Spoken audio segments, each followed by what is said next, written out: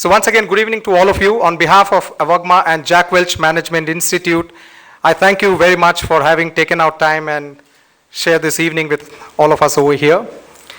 My name is Karthik. I'm the founder and CEO of 24x7 Learning. We have a very packed schedule. So post this, we'll have a panel discussion. We have eminent panelists who have agreed to be part of our deliberations for this evening. I wish to start, however, by inviting Anil Shikara, who is the co-founder of 24x7 Learning, to come and give a few words about 24x7 Learning and its offerings. Anil.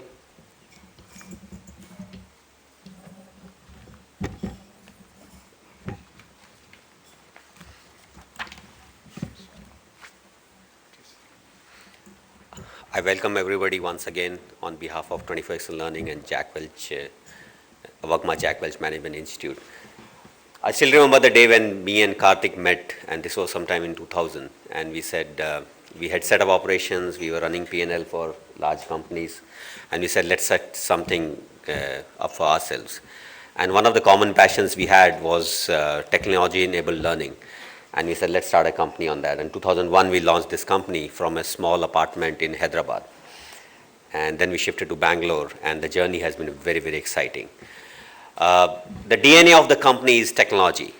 How can you leverage technology to enhance talent in your organization to get the business impact that you are looking for? And as that forms the DNA, we went ahead and invested in the technology. We have a platform called 24x7 LearnTrack, which is a learning management system which forms the backbone of the virtual corporate universities that we implemented. We have been fortunate that we have had customers who have believed in us, who have trusted our solutions, and who have grown with us. Customers like SR, customers like Aditya Birla, Vodafone, Tata Motors, you name it. And so we have about more than 200 large corporates in India who have believed in our solutions and who have invested in technology-enabled learning. And what next? Besides, and as our journey grew and as we had 2 rounds of investment, we started looking at technology-enabled learning from a distance learning perspective. And one of the things that came out of that is this AVAGMAH Jack Welch Management Institute. And from a technology perspective, we are moving on to social learning platforms because the way social media has impacted how people interact, how people learn. Because the best thing about classroom is the interaction that happens with the guru among the learners, but classroom has its own limitations when it comes to efficiency and logistics and all. E-learning has that efficiency, but what e-learning ends up doing is isolating the learner. And what social media has shown is that if people have common interest, even though they may not know personally each other, they will interact, they will share. And we're bringing those elements into social learning. We're launching LearnTrack Social, and the beta version will be released next quarter. So with that, let me end here, and thank you once again for sparing your time today evening. Welcome.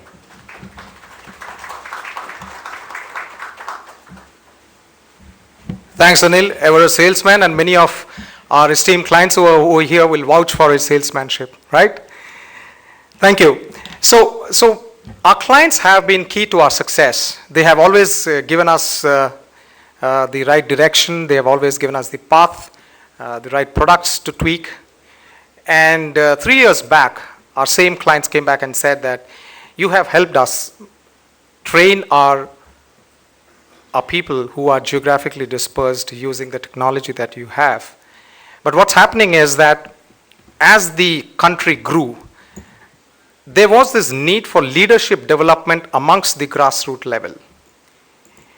And they came back and said, would you be able to combine technology and academia and create a course that can give management education, quality management education, using this great technology that you have for my people that will help him grow beyond the glass ceiling that he's hitting because he didn't have the management education that requires, that is the base essence to become tomorrow's manager, tomorrow's leader. So that's how AVAGMAH was born. AVAGMAH incidentally means intelligence. And AVAGMAH was born in 2009. And what we do at AVAGMAH is to help corporates train their leadership, build their leadership pipeline using technology as a backbone. So we've done that for 3 years. Last year, a couple of our clients came back and said, this is good. You're helping us build our leadership pipeline using academia as an intervention. But then do you think you can help us train, educate our leaders themselves?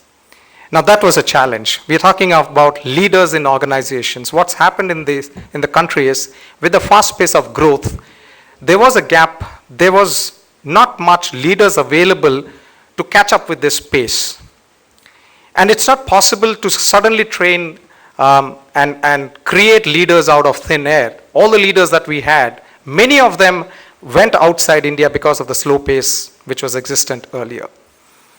So it was quite tough for us. So instead of, earlier what we had done was we went back to drawing board, we brought in the best faculty from across India, we brought in industry stalwarts, and what we have always done at 24x7 Learning is partner with the best. And when we say partner with the best, it's not just technical or academic partners. If you look at our board, if you look at our investors, if you look at our academic council, all of them are the best. And so we said this time around too, if we are looking for academic partners, we should look for the best. And that's how we landed up at Jack Welch. If you look at Jack Welch, what is he? He's created a company from, and he's built a company from $25 billion to $30 billion in 20 years of his career at GE.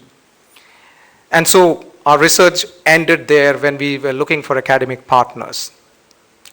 Today, we are going to discuss about the partnership, Jack Welch Management Institute. But before that, we will start with a panel discussion. And the panel discussion is going to center around something that's very close to the heart of most of you, which is the challenges of leadership development at India Inc. I would invite Suresh Venkat to come onto the stage to moderate the session.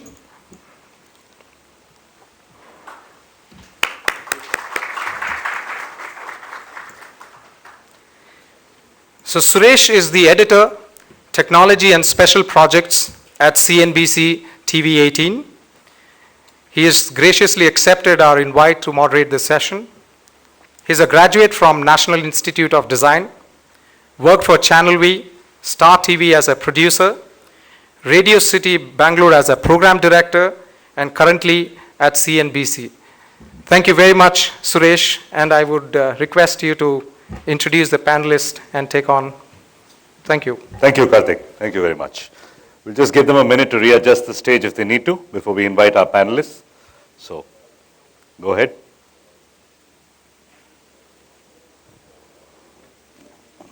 Announcements. Everybody in this room loves learning. Everybody in this room loves technology. If you want to learn anything today, take that little piece of technology from your pocket and switch it off. Don't let it ring during this because that won't help you learn. So please switch off your phones or put it on silent just for about 45 minutes, and after which you can continue your love affair with the mobile phone. And with that, we are ready to start. Let me invite our panelists. My first panelist, Dr. Sujaya Banerjee, is the Chief Learning Officer at the SR Group. Dr. Sujaya, if we can have you on stage.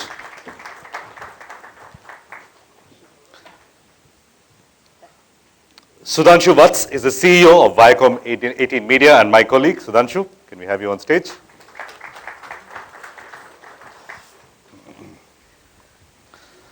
Dr. Daniel Spiro, the Dean of the Jack Welch Management Institute. Dr. Daniel. Is Spiro the right way to pronounce it? Spiro is exactly the right way. Thank you. Mr. P.P. Sukumaran, the President of HR of the GVK Group, is here. Mr. Sukumaran. Right, we have the panel. We have phones almost on silent except for one person who's talking, who I think will stop talking soon. And with that, let's dive into the panel discussion. One of my all-time favorite quotes, it was famously on the desk of media mogul Ted Turner. It's on my desk today, and it's the sentence I use most in my life. And he famously said, either lead, follow, or get out of the way. Nobody could have said it better than Ted Turner. So my first question is for Sudhanshu Vats. There's so many books written about leadership, so much talk about leadership, so much navel-gazing about leadership. Why is leading so hard? I think while so many books are written, and there are quite a few quality institutes as well, my own sense is, and I draw an analogy from swimming. So what happens is that you basically teach arm action, leg action in the shallow end of the pool. Okay. You perhaps try and teach people a little bit of breathing technique as well. But you learn to swim, all of us who swim here will empathize with it, I'm sure. You learn to swim when you are thrown into the deep end. I think the same is true for leadership. I think you build leaders when you are in the thick of things, in the market. And I think that's when you build leaders. And academic education need not guarantee a good leader. Again, a very competent, skilled manager need not again guarantee a good leader. Okay. So I think it's in that context that building this is very difficult. And I think predicting it, building models around it is therefore very difficult. Right, let me take that point to Dr. Daniel Spiro. Dr. Spiro, are leaders born or can they be created? Well, we firmly believe, and in fact this is a direct quote from Jack, that great leaders aren't just born, but they are made. And one of the important approaches, and perhaps the reason there are so many books on leadership, is that there's an instinctive hope, and we think it's well-founded, that there is something ultimately formulaic in at least producing a foundation for leadership, that there are some So that bit can be taught. It's formulaic and it can be taught. The foundation and the principles are there, they're available, and the opportunity to acquire them and then use them as your skill allows you to is the next step. But we certainly believe that leadership can be taught. Mr. Sukumaran, same question to you. Why is it so hard to find good leaders? Why is it so hard to be a good leader? What are the real challenges there? The corporates normally struggle with one major issue in terms of identifying leaders is not so much into getting them from a technical point of view. It's basically from the behavioral side and a cultural fit. Okay. And that's where we find it extremely difficult. You could train a person, you could get him on board, but really to get him fitted into the culture and also to embed him into the organization becomes one of the most toughest things. Okay. Of course, there are modern techniques these days we use, but still we are struggling with that issue. Dr. Banerjee, one of your challenges is to find and train leaders within the SR group. In order to do that, you need to be a leader yourself. But you're a leader yourself, and my question to you is this, and I'd like an honest answer. How do you spot your own flaws and make sure that your own flaws, you're not masking them with anything else? And you're saying, what about the chinks in your leadership? All right, so I think you've asked me an interesting question and a difficult one. Okay. And the reason I say that is because, the great quotation, which is, who's that who speaks so loud, I can't hear you. And I think that's all about role modeling what it is that you're trying to actually do or drive inside an organization. And as someone who drives transformation and learning, I can't begin to tell you the amount of sleepless nights I have analyzing myself, my own team, my own systems and Should leaders processes analyze to try and I themselves? think they should all the time.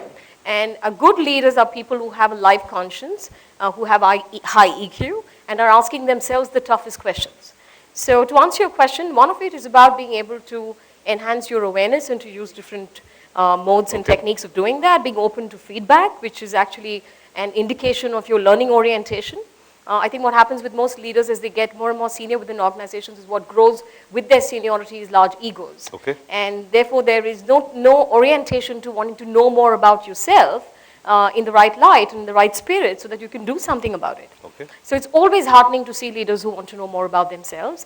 And the other part that I must add to try and respond to your question is that one of the things we very strongly advocate inside our own organization is a process called individual awareness profiling, which is when you actually use psychometrics and other instruments to be able to get more insights into yourself.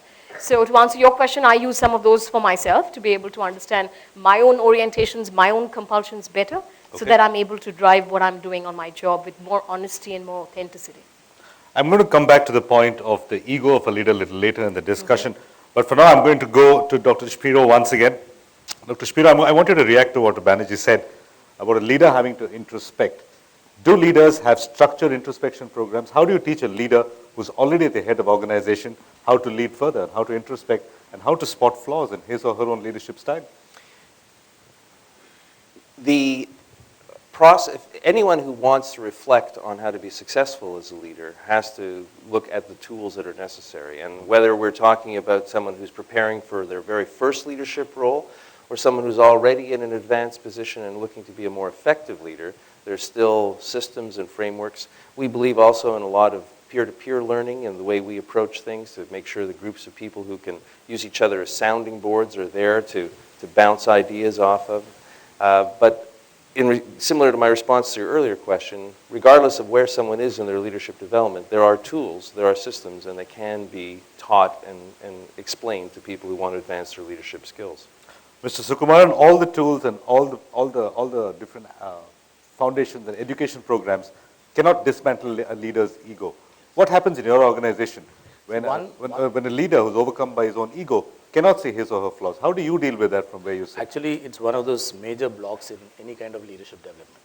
And one of the tools which I found fairly useful in corporate is that the 360 degree makes a big difference in terms of giving a feedback to an employee. Okay. But more importantly, we also do small little workshops with their subordinates to put the leader in the hot spot. Okay. And actually give him feedback. A bit of role playing and scenario building. Okay. Face-to-face feedback. Are leaders open to that? They are quite open to that. They are quite open to that. But the point is, that this entire thing has got a very short life, shelf life, in the sense that they take the feedback, but again slip back to the old avatar. So it's always a tough call. I have will a add question. to that, Yes, Suresh, yes, to say Dr. I think coaching and mentoring is a very strong mechanism, especially executive coaching. Is a very strong mechanism to be able to get leaders to be able to reflect on their own behaviors. And if they have a statured coach talking to them and helping them sort out their own thinking, I find that that is more sustainable as compared to... But who's going to coach the CEO? Who's going to tell him that you need coaching? Is there an issue of belling the cat there? Yeah, so I think you've got to get a formal CEO, a formal coach assigned to a CEO, and I think more and more organizations are doing that, which is getting their CEOs coached. Critical. We'll have a question for the audience. How many members in the audience have a management education? MBA, B school, a master's in business? Okay, quite a few. Oh wow, that's about 60% of the audience. Sudhanshu, you mentioned a little while ago that mere education and management education is not enough to make a leader. Now I'm going to go back to another quote that I read a little while ago, which I like a lot, which says management is knowing how to do something well, but leadership is knowing what to do. Right? So most managers are very efficient doers once they know what to do. We have many institutes of management in India, but no institutes of leadership in India. Is that a flaw? No, I think coming back to the things which we've been discussing about, and very briefly touching upon it, I think the fundamentals of, or with what you call qualities, are perhaps universal. Awareness of those qualities, and perhaps there is a lot written about those qualities. If I was to name a few, most leaders need to be authentic. Most leaders, or all leaders need to be authentic. All leaders need to be responsible. All leaders need to demonstrate commitment. All leaders need to demonstrate contribution. I think, so, and as just a few. I think they are common, but what is individual and unique is your own style. Okay. And I think that's where coming back to the same, the paradox which we were grappling with, whether they're born or they can be taught. I think there are elements which are common. They are universal. They must be understood. But the styles, and sometimes we confuse style with quality. I think we think that if a person is extremely successful, we ape the style without thinking about the intrinsic qualities. Okay. And I think it's in this journey, which I think is a journey, and therefore having institutes of leadership may not be the right thing to do, because I think institutes of leaderships are organizations in some ways, and I think because that's where you practice. You've got to practice your style based on the qualities which are needed to be a good leader. Okay, Dr. Banerjee, I'm going to come to you with the same question. I'm sure at the SR Group, you hire a lot of management grads from the premier B schools in India.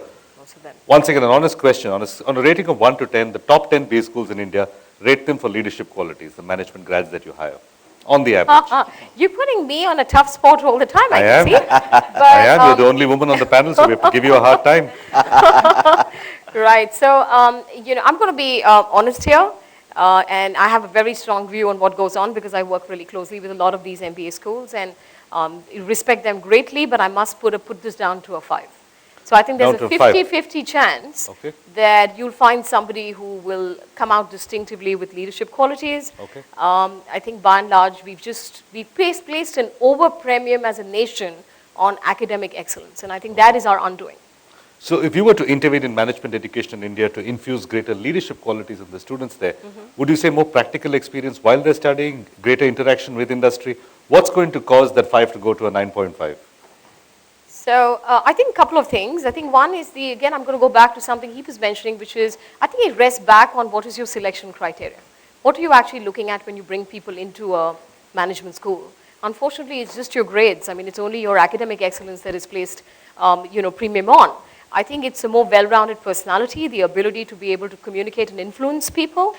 These are key areas which you find most MBA graduates, falling short of. In fact, I've heard very senior leaders within our organization being completely disappointed at the fact that they've gotten people from premier schools at a high cost who they believe the presumption, the foregone conclusion with MBA graduates is that they will be great at analytical abilities and they will have great presentation and communication abilities. Okay. Unfortunately, oftentimes But that's we not find enough to be a them- leader. That's not enough to be a leader, but I'm saying even these two basic qualities, we oftentimes find the candidates coming up crops on both. Okay.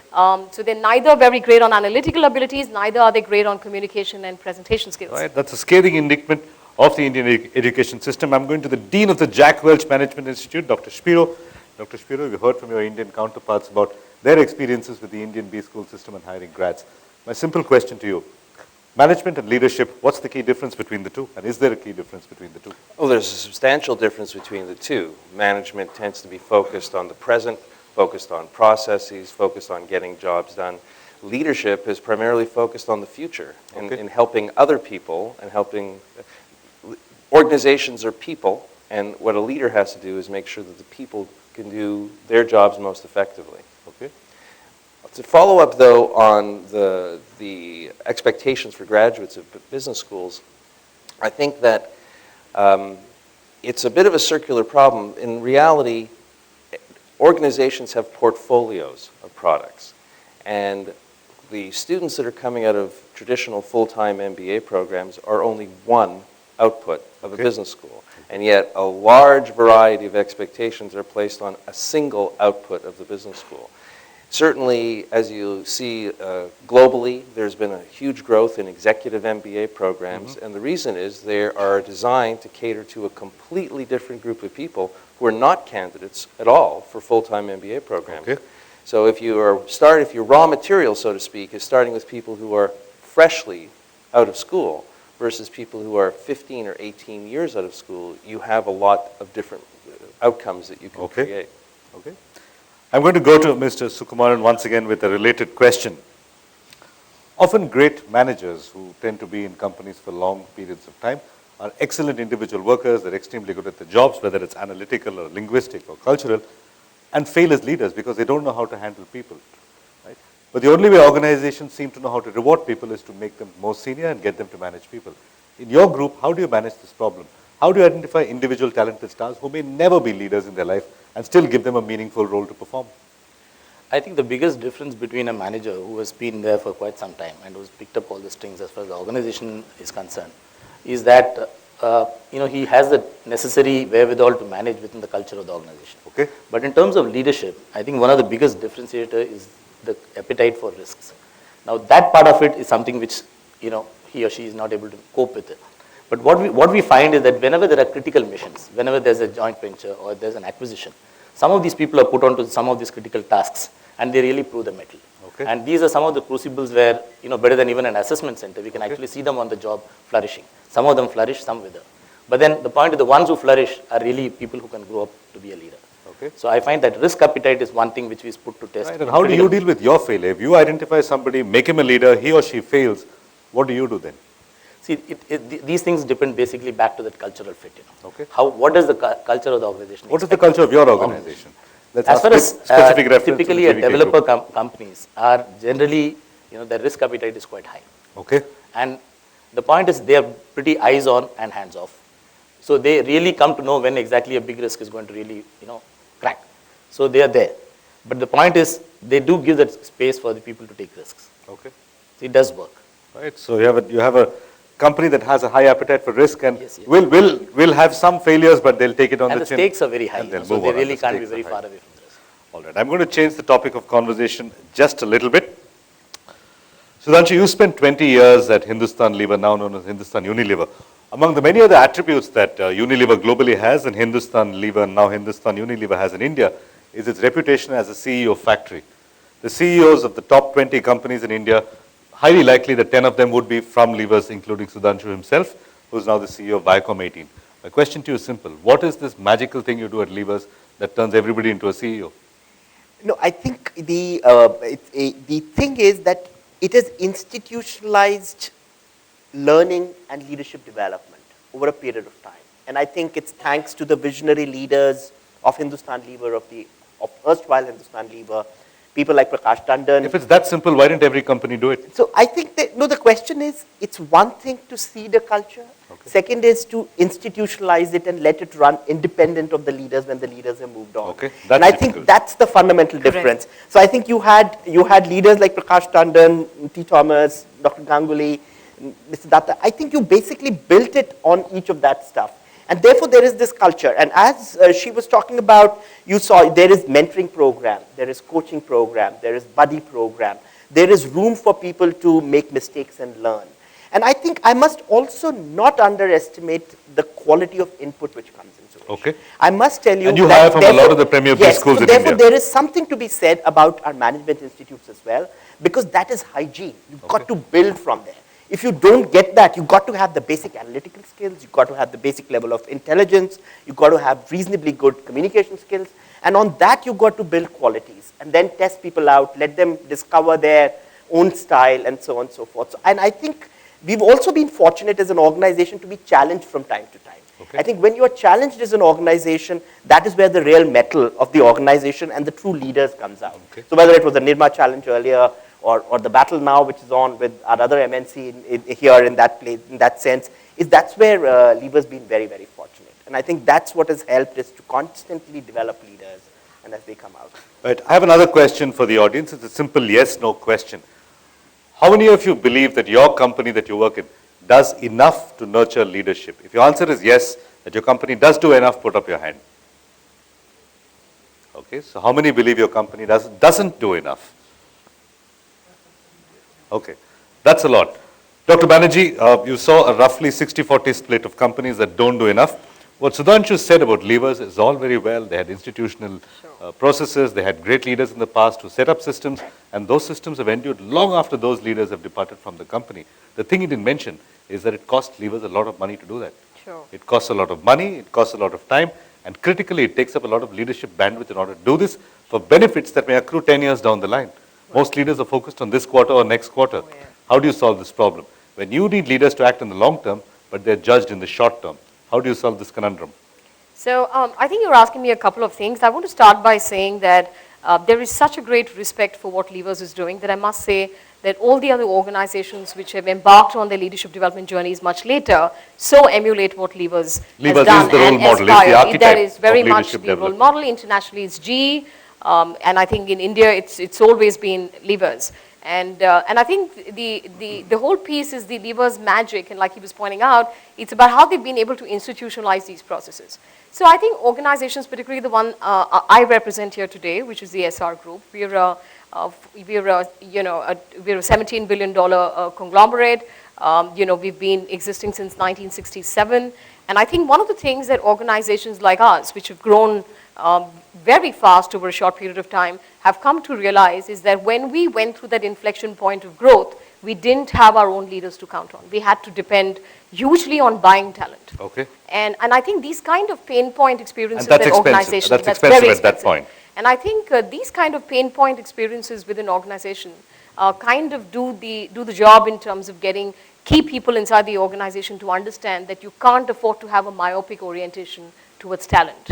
That unless you're investing and doing everything that you require to do right now, you're not going to be able to sow the fruits of your investments in the future, and you're going to come back to a place where you buy your talent from outside. So I think we've taken the choice to build, and I think even as we're doing that, we remain committed. Was there a difficult choice to sell internally to the companies or management and all? So I must say that it was something which we traditionally not done until 6 years ago. And what has helped us greatly is, we look up to best practices from GE, from Levers, some of these people who've been in the game ahead of us. And I think one of the things that worked greatly for us was we segment talent on performance and potential. So we know who we want to invest in and how much. So it's not everything for everyone, it's segmented, and therefore we decide what kind of actions we need to take for different groups of people. But growing our own talent is high on the agenda of CEOs. It's critical and cannot be negotiated. Absolutely. It's a non-negotiable. Absolutely. I'm going to go to Mr. Sukumaran once again. Mr. Sukumaran, I want you to react to a couple of things that were said by Dr. Banerjee and by Sudhanshu Vats. Now, identifying leaders, critically important, and yet half the people in this room said that in their view, their companies don't do enough to nurture talent. If it's such a no-brainer that companies must identify, nurture, and promote talent, why don't so many companies do it? Why are so many companies falling short? No, I think it has got something to do with the kind of business growth life cycle they have been in. If some of the companies, like typically the infrastructure businesses, which has had an exponential growth, they did not really plan for it. So because really too busy growing the company and too busy being part of of it. the All of a explosion. sudden, so therefore they were stuck with this whole. So actually, what they did was really bought out talent, and then most of the bought out talent, sometimes even we had to bring it from outside. So therefore, there I think things like buddy system, and more importantly, I think in most of these companies, you found that the promoter spent a lot of time actually coaching or working with the top team in developing future leaders. So I think that was the difference. But really, if you see typically a brick and mortar kind of a company, there have been this typical pipeline which has been there, first initially the management trainees, the managers, and then the future leaders. So it's a life stage issue Life of the stage business, issue of the which company. life stage and what kind of economy you're operating Absolutely. in. Dr. Shafira, I want to ask you a question about leaders and the mistakes they make. In your experience, amongst the leaders in the world that you've met, one of the biggest mistakes that's been documented is what's called optimism bias, that leaders tend to see leaders in other people, even if the other people don't have leadership qualities. Is this a bias that you've seen that's prevalent in many leaders? And give us a couple of other examples of the kind of mistakes that leaders themselves make. There's lots of opportunities to make mistakes as a leader. But systematic or systemic mistakes that leaders make. Well, I think there is one that was mentioned earlier, is allowing ego to interfere with being candid with yourself. Sometimes I think there's a very strong association with humility on the part of successful leaders to understand their own strengths and weaknesses.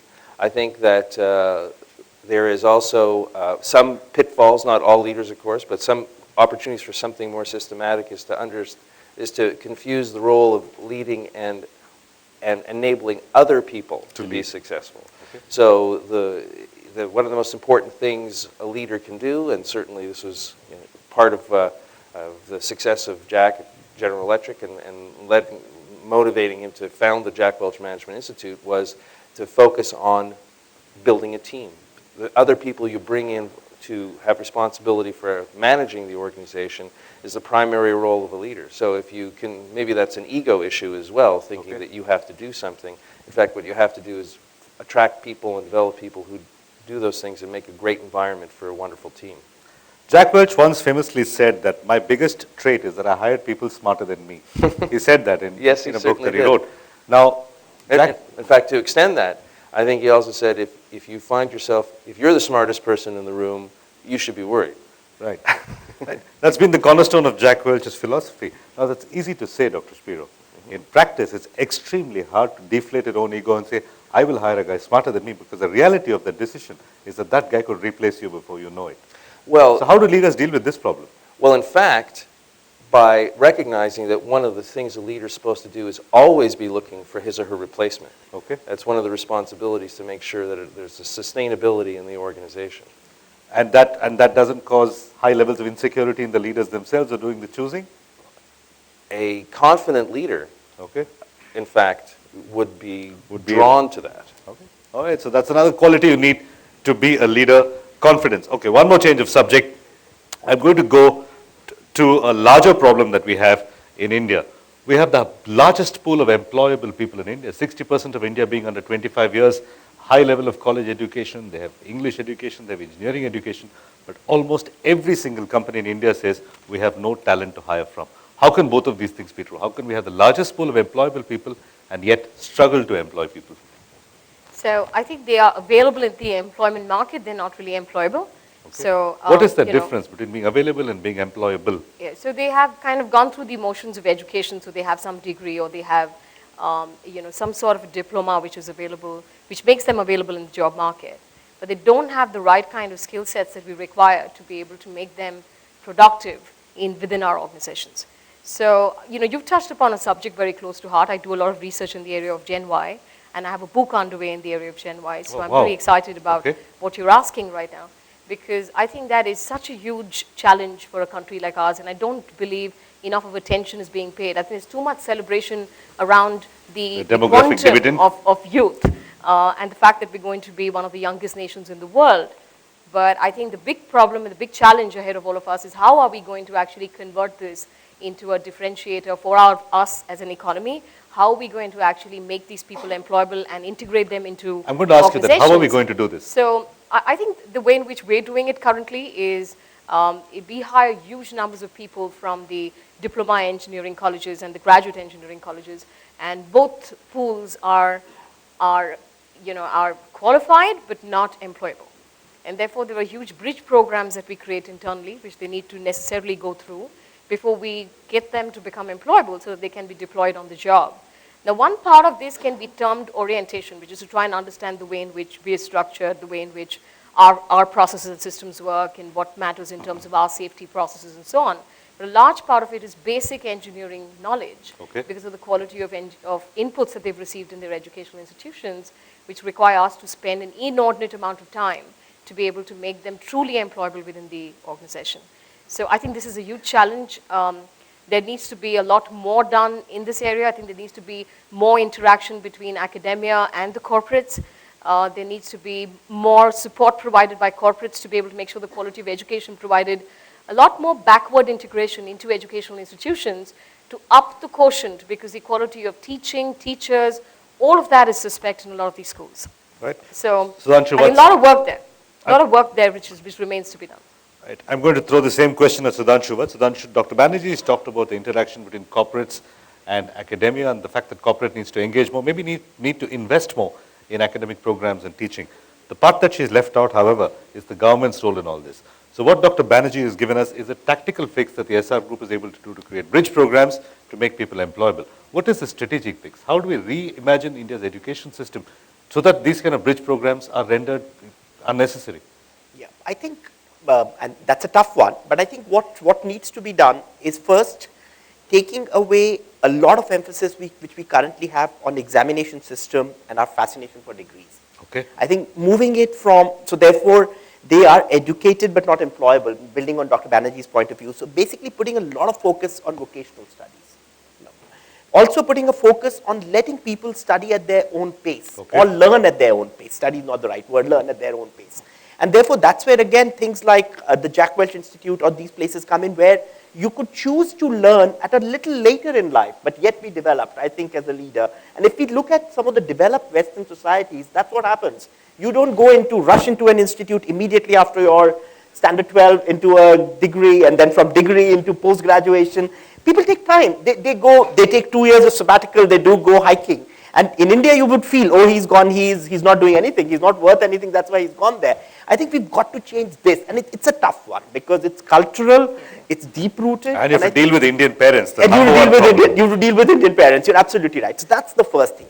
And I think the second one, where I personally feel government has begun some initiatives already, but more needs to be done, is I think while we have lots and lots of engineering institutes or management institutes, I think the quality institutes are still very few and far between. Okay. Let me give you a quick thing. I went for our 20th year reunion at IIM Ahmedabad, and it coincided with the 50th year of IIM Ahmedabad. And there were a lot of those functions and all that, but one number which struck me, and which left me thinking, is that in 50 years of IIM Ahmedabad has produced 8,000 PGP graduates. Okay. Now, a country of 1.2 billion, in 50 years, this institute has produced 8,000 people. There are 3 or 4 of them like that, 5. So you're talking 40,000 in a country of 1.2 billion over 50 years. Isn't that too small a number? Way too I think way too small. So we really need to dial it up. There was a lot of criticism of the government when they went in with more IITs, more IIMs, and people said infrastructure is not there, teachers are not there. But I think you've got to first say what we want to do and then the how is sorted. And I think some of the actions they've taken there is laudable and more needs to be done. But I think this is the softer aspect in the society which needs to be tackled. The harder bit, which is building more and more quality education and perhaps partnering with corporates, partnering with foreign educational institutions as we move forward is the way forward. But I think there is a lot more to be done because intrinsic talent is there. It needs to be then made productive for this country. And I think it's all, it's all there. You know, if I may add, maybe the Indian teaching services, as an add-on to the Indian administrative services. That could be a strategic to be able fix. to bring in a whole lot of high-quality teachers in teaching into these institutions. Right, but getting into the salary structure and the pay commission of that will open a whole other Pandora's box, which we won't do on this discussion. But Sudhanshu made a very important point, another great leader, one of my favorites. Gandhi famously said, find the purpose and the means will follow. I think what we lack is a sense of purpose of what to do with our young people. It's not the means usually. I'm going to go back to the left side of the panel. Dr. Shapiro, we just briefly touched about the role of technology in learning. Once upon a time, all of us just went to brick and mortar schools. We sat, one teacher, 50 students. Then came the great promise of e-learning. But as Anil mentioned, e-learning sometimes is a little underwhelming because it isolates the learner from his peer group. And now we have blended learning, we have social learning. What is the cutting edge? What is the bleeding edge of technology in the learning space? As technology continues to evolve at a very rapid pace, what the promise that's being realized is the chance for engagement, interaction that can be facilitated through technology. Early applications of e-learning or technology-facilitated learning was really motivated by an efficiency mode. We can put something in an electronic format and reach out to many, many people. Right. But it was, as you say, in many cases underwhelming. At the Jack Welch Management Institute, for example, each one of our sections of an electronic class has a maximum of 20 people in it. Okay. And those 20 people, think about the classroom setting you were in, how often each one of us in our classroom experience hid in the back of the room and never went through a whole class without saying one word. Well, there's only 20 people in a section. You can't hide. You're engaged. You are sharing your opinions. Your classmates are sharing your opinions with you. So technology and a thoughtful design around technology-facilitated education, in fact, can remove some of those underwhelming components and make it far more engaging and, more importantly, far more accessible for working managers and professionals to integrate learning with their busy careers. Mr. Sukumaran, often we get this reaction from people in organizations when they're asked to do video conference calls, they're asked to do blended learning programs or e-learning programs. They'll say, no, I'll just catch a flight and go there.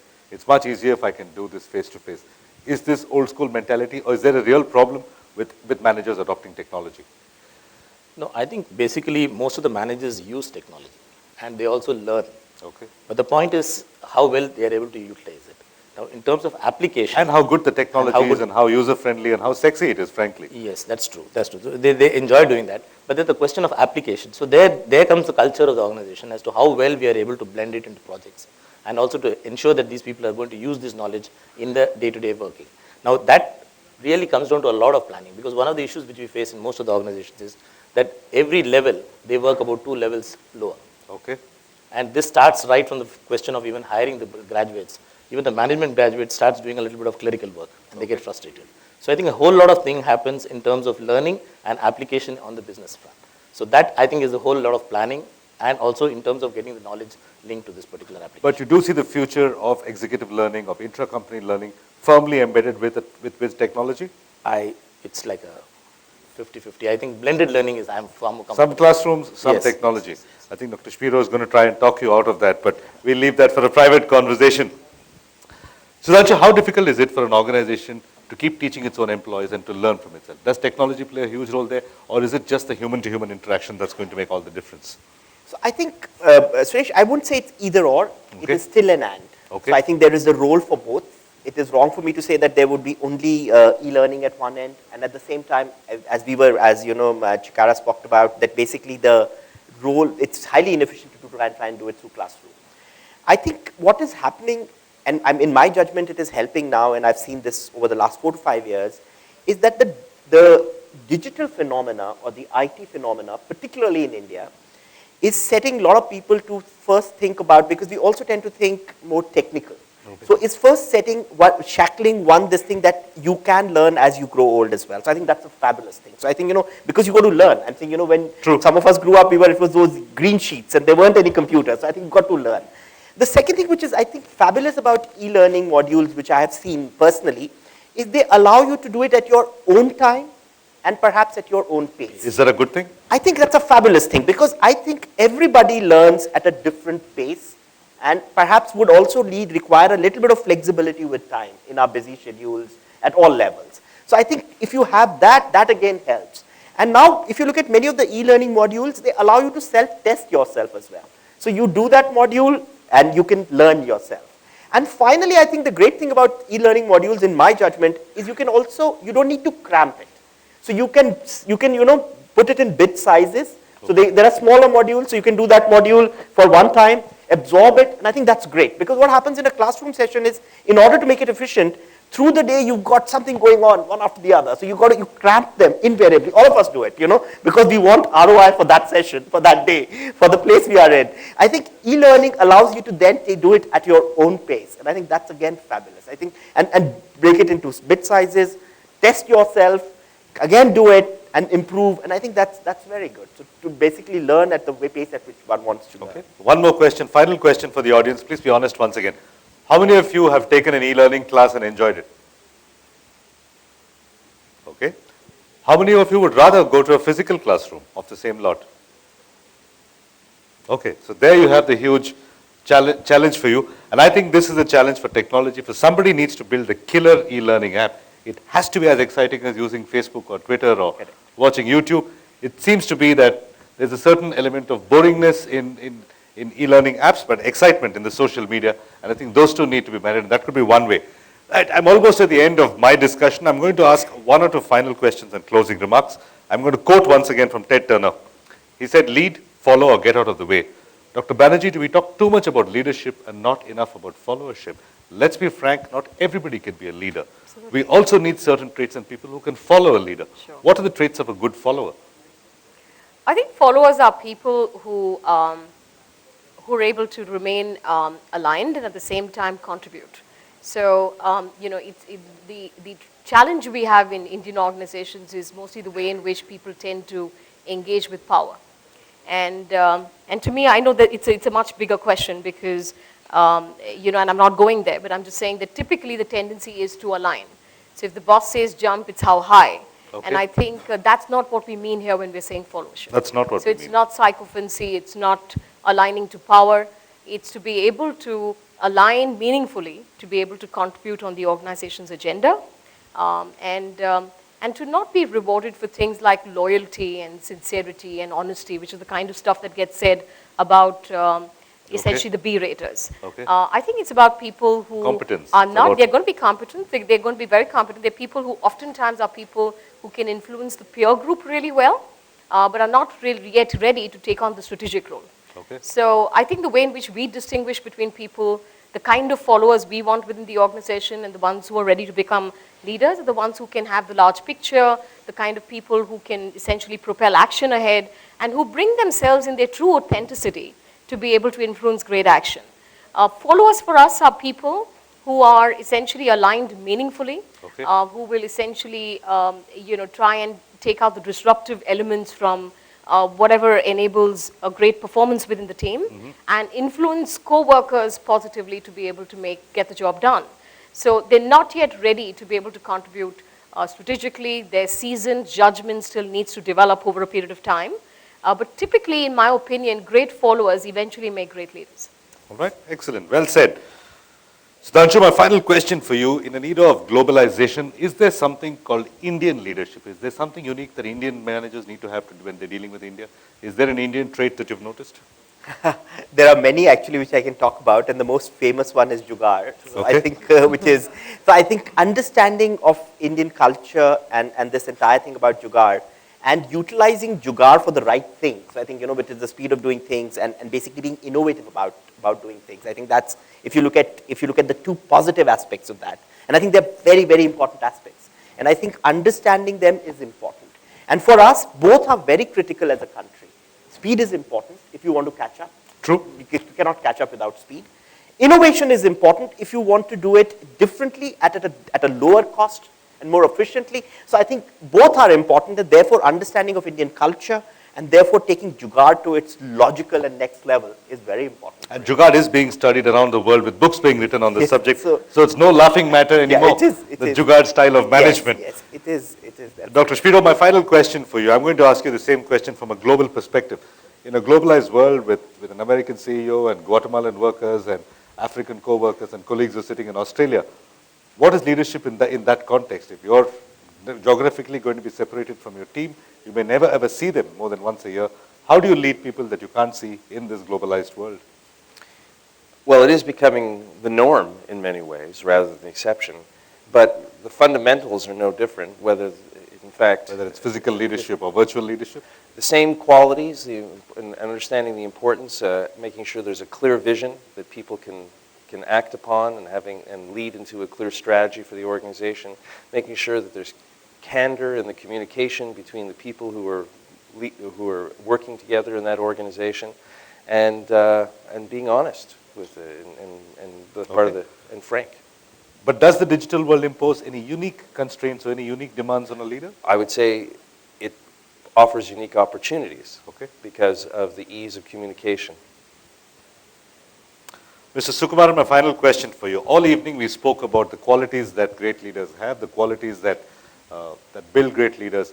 I want you to tell me the qualities that destroy leadership in an organization. What are the 2 or 3 qualities, the traps, if you will, that companies and organizations that people should watch out for that destroy leadership entirely? I think the first word is ego. Okay. I think that's clearly one of the biggest blocks in destroying leadership. The second big block I find as a cultural thing in the organization is that we have this typical old insider versus outsiders, especially when we scale up and we really engage leaders from outside, or we even hire You have leaders the from old outside. guard resisting the Old new guard guard. resisting the new one, and that is another major predicament as far as leadership development is concerned. And the third thing which I find very unique to India is that we just don't want to hire smarter people than us. We don't want to hire smarter people. All right, that brings us to the end. Dr. Banerjee, Sudhanshu, Dr. Spiro, and Mr. Sukumaran, thank you very much for being part of this discussion. Thank you for listening patiently.